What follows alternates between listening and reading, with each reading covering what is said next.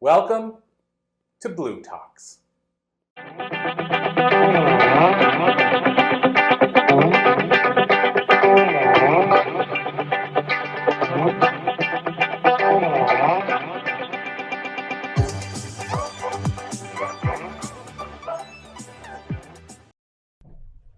Thank you so much for having me here today. It is an honor to stand here before you. Thank you to my family for putting up with me and for supporting me today and always.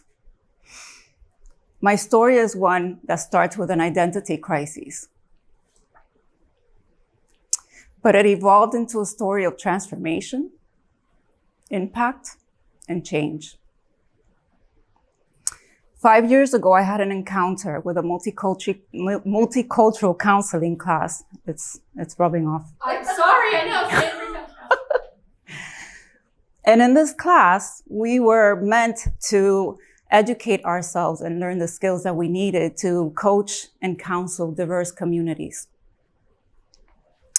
As part of my thesis, I chose to immerse myself in a culture, my own culture, Dominican culture, because I didn't know anything about it except tostones, which is fried plantains, queso frito, fried cheese, and merengue. In this class, as I immersed myself in research, I came across the root of slavery, oppression, and colonization. And the further I researched, I suddenly realized that I was culturally agnostic. Not only did I not know about my own culture, but I didn't know much about any culture. And all of a sudden, I was at a crossroads. For the first time, I found myself trying to reckon and reconcile with my cultural heritage and my culturally agnostic self.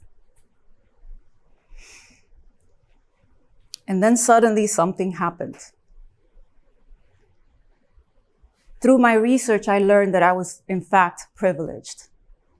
That the color of my skin had afforded me a privilege that I was not aware of. And this privilege had bestowed upon me some rights that I didn't even know about. I was shocked.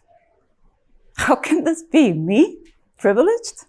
I mean, I'm a preacher's kid. I've dedicated my entire life to human resources and philanthropy. How can this be? I was ashamed. My husband can tell you, I cried for days. Telling my sister, she tells me, well, duh, you're the first one who doesn't realize you're really Black. No one understood the pain and the shame I felt but me. The further I researched, the more I realized, yes, I am privileged. I can go out and buy something as soon as it finishes. I don't have to wait to get paid. I have access to high quality education and information. I could be here today. My status, my immigration status, is not questioned by the color of my skin. Yes, I am privileged. All of a sudden, I realized I came across the words from Greta Thunberg, a climate activist who's a child, by the way. And she says, the bigger your platform, the bigger your responsibility. And to me, this privilege became that responsibility. It became a call to action. It became the fire that was always in me, but lit much stronger now. Because I realized that that privilege was not a curse, but a power that I could use to compel and propel others to serve their purpose, to help others that may not have been afforded the same privileges that I have to get access.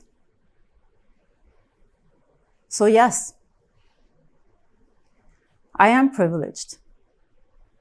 And in this research, I came across cultural intelligence.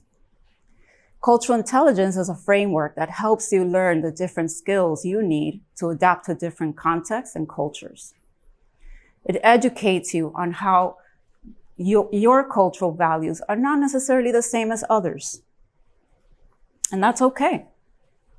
But it educates you on how you and I can speak in ways that unite us, but yet preserve our own authenticity. So yes, I made a CHOICE. I made a choice. C for courage. I summoned the courage after many, many months of crying and reconciling with this privilege. H, humility. I chose to humble myself, not only to what I had experienced, but the experiences of others and how we can share the same collective and still remain our authenticity. O, I remained open to new experiences for myself and others. I educated myself on those experiences. I integrated everything that I was learning into action, because for every action, there's a reaction. C, I became curious, not only about my own culture and where this word tostones came from, and how it's not actually Dominican, by the way, but that we all share a tostones history in some way, shape, or form. And I integrated that into different action items along the way. E for empathy.